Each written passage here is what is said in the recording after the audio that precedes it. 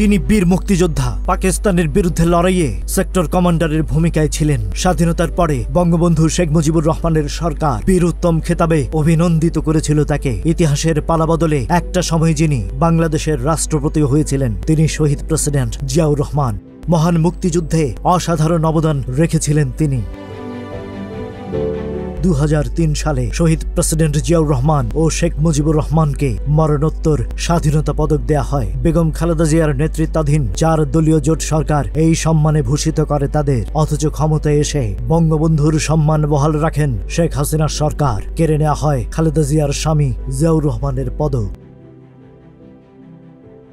2016 সালের 26 আগস্ট সরকারি সিদ্ধান্তের মাধ্যমে জিয়াউর রহমানের স্বাধীনতা পুরস্কার প্রত্যাহার করা হয়। জাতীয় জাদুঘর থেকে ওই পুরস্কারের মেডেল ও সম্মাননাপত্র সরিয়ে ফেলা হয়।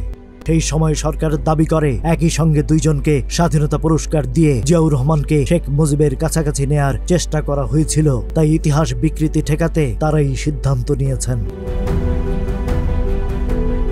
শেখ মুজিবের নামে জিয়াউর রহমান স্বাধীনতার ঘোষণা দেন। মহান মুক্তিযুদ্ধে তিনি একজন সেক্টর কমান্ডার ছিলেন। তাকে বীরোত্তম উপাধি দিয়েছিল শেখ মুজিবের সরকার। এত কিছুর পরও তার স্বাধীনতা পুরস্কার কেড়ে নেয় সেই সময় তীব্র প্রতিক্রিয়া জানিয়েছিলেন দেশের বিশিষ্টজনরা।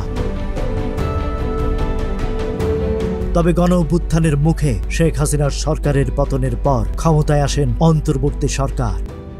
ইউনূস সরকার আবারও ফিরিয়ে দেয় জিয়াউর রহমানের সেই স্বাধীনতা পদক। গেল মঙ্গলবার মন্ত্রিপরিষদ বিভাগের স্বাধীনতা পদক ঘোষণা সংক্রান্ত এক প্রেস বিজ্ঞপ্তিতে ঘোষণা আসে। বলা হয়, সুপ্রিম কোর্টের যে রায়ে জিয়াউর রহমানকে 2003 সালে দেওয়া মরণোত্তর স্বাধীনতা পুরস্কার বাতিল করা হয়েছিল, সেই রায়ে তার স্বাধীনতা পুরস্কার বাতিলের কোনো নির্দেশনাই ছিল না। তাই মুক্তিযুদ্ধে তার অসাধারণ অবদান বিবেচনায় স্বাধীনতা পুরস্কার বাতিলের সিদ্ধান্ত সরকার স্থগিত করেছে।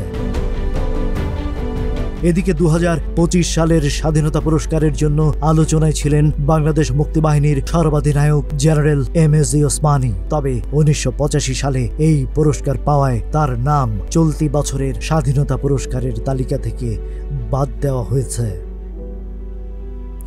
Rajib Raihan, news flash 71।